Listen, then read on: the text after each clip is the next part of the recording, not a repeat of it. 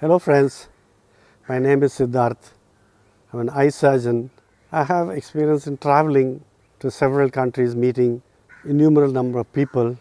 I've gathered some interesting experiences as I went along. As you walk along the beach, you find some interesting shell. You pick it up and you examine it. It has one nice brownish shade mixed with the white. You dust it and you keep it in your hand, hold it in your palm, and you walk a little further and you find yet another interesting shell which is absolutely pristine white. You pick it up also. Like this, as I have been traveling to several places, I have been gathering interesting details, interesting insights, and I wish to share it with you. Hope you enjoy walking along with me on my seashore.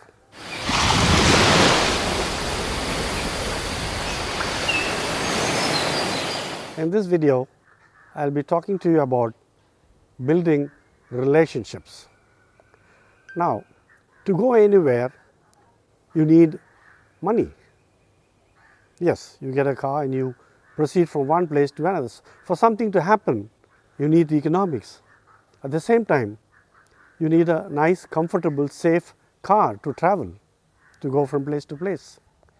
Similarly, when you mix around with people, your family, you have to be with your family, you meet your friends, your clients, your patients.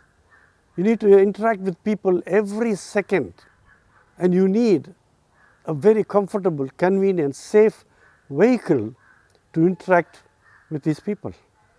That is what I call this relationship, and how we can build this relationship to make our journey very happy for both people involved, to me, to us, as well as to the persons whom we interact with.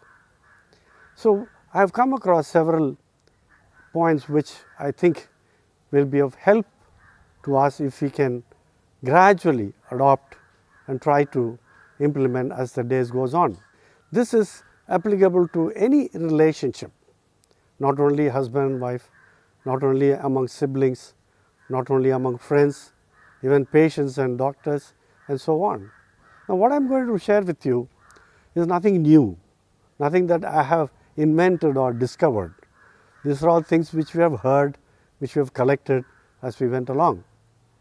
So, in order for this relationship should be taking you through life very smoothly and comfortably, the first thing we need to practice is appreciation, a genuine appreciation of the other person.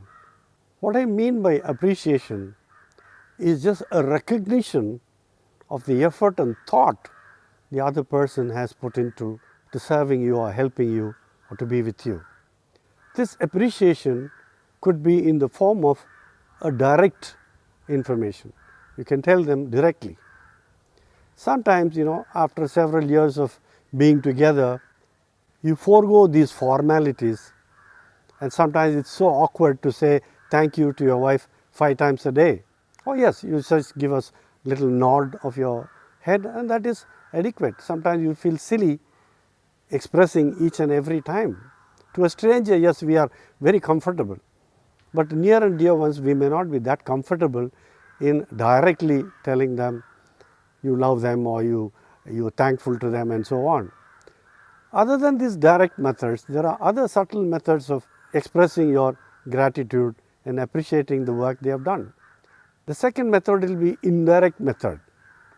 For example, you can tell the person's friends as how his help has seen you through, how the little work that person has done has helped you immensely. So that will invariably go to the person's ears. You need not directly tell them. Even if you speak to the walls, or even if you speak to your own self, the person concerned can sense it, because it is in your heart, it's in your mind, it's in your face. The moment he sees you, he knows what you have in his mind for him. Such powerful is this thought. So, you can inform indirectly by means of leaving a small note in a nice place for her to see, for him to see, or through friends and colleagues, appreciating them in their absence, telling the friends how this has been helpful to you. So that will invariably reach them, and they'll be much happy to receive such compliments or recognition of the care they have taken. The most important aspect here in appreciation is not mere words or a little card, it's the way we behave towards this person, showing our appreciation, not merely by words, by action, by a smile, by a nod, by a greeting when you see this person. So the way we behave is much more important than the words or the little note we leave behind. In appreciation, I would like to add, this is done irrespective of the result. Okay, somebody is trying to do something good for you with an excellent intention, with so much of knowledge, but it may not really work out, turn out as the way we like it, but still, it is the effort, it is the thought that we need to recognize and appreciate. Coming to the second brick that is required in building a relationship is personal quality time. What we mean by personal quality time, it doesn't mean that we sit together and watch a television or a movie together. It is actively engaging in an activity, in a task together. During this time, absolute full attention, undivided attention is paid to the person concerned. Listening very carefully without interrupting. Generally, men have the tendency of problem solving. If a nail crops up, they hit it right on that. But most of the time, what your friend or the person talking to wants is a patient hearing. He is not looking for answers. He is not looking for quick solution. He wants to be heard. So the listening without judging, listening uninterruptedly, giving full attention is a very, very vital brick in the building of a relationship. So listen intensively. At the end of it, maybe you could summarize or clarify by asking a couple of questions. That's what is required. So listening, as Shakespeare says, blesses two people. One who is saying it and one who is hearing it. When we talk, we only repeat what we already know. But when we listen to somebody, we get so much of information, so much of data. So that way, we also stand to gain a lot of information and insight. So listening is one of the very important brick in this building relationship. When I talk about personal time, I'd like to give you an example. Being an eye surgeon, I have patients walking in. All the tests, all the investigations, all the measurements are already done.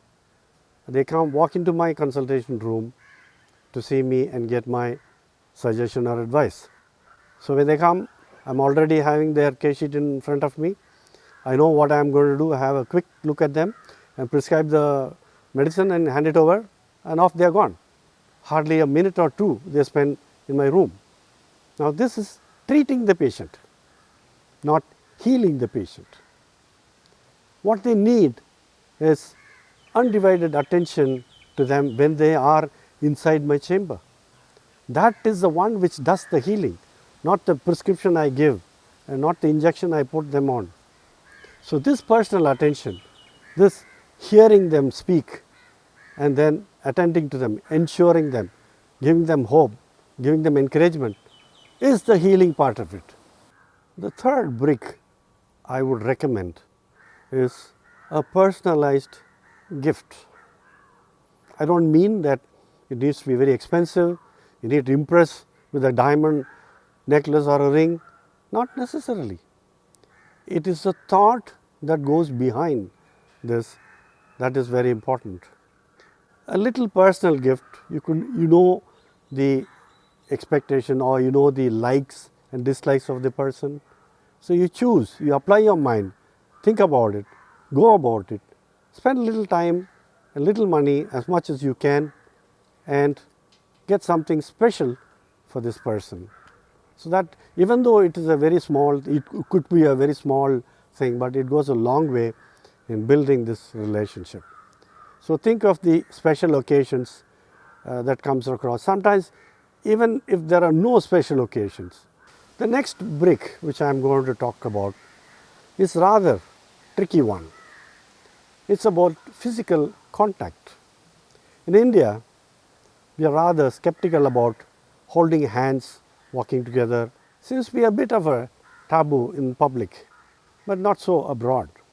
I'm not suggesting that you kiss your wife or kiss your friend on the street, but a little bit of physical contact is also essential. It makes a lot of difference to the other person. Example I can quote is the patient comes to a surgery room. Patient lies down and undergoes the surgery.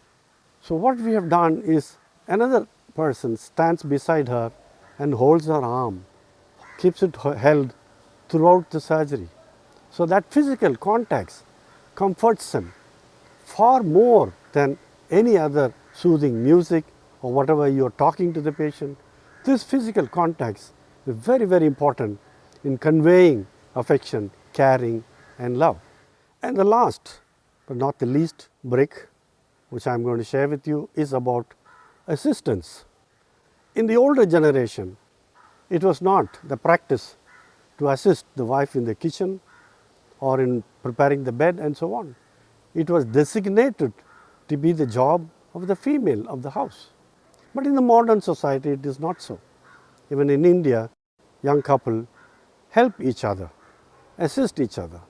Similarly, in the work of the husband, the wife is able to contribute in some manner or other. This assistance also goes a long, long way in building a very close, very affectionate relationship. Whenever you have the opportunity, see to that you can contribute by any means. You may not know the subject, but you can assist by any other way. You think you will get the idea. It's just that you need to apply your mind, how I can assist, how I can assist this person. Then you will get your ideas, then you can plan accordingly and assist them to achieve whatever they are up to excel in whatever they have taken up. So, with this I would like to conclude that I talked about 5 bricks in building this relationship, and these of course cannot be built overnight. Rome was not built overnight. Slowly, you can start one by one and slowly incorporate into our daily routine, and you will very soon realize that it becomes your second nature and there is a lot of harmony and happiness in the family. Thanks for listening. I hope you enjoyed the seashells I shared with you. I have many more interesting ones to be shared with you in the forthcoming videos.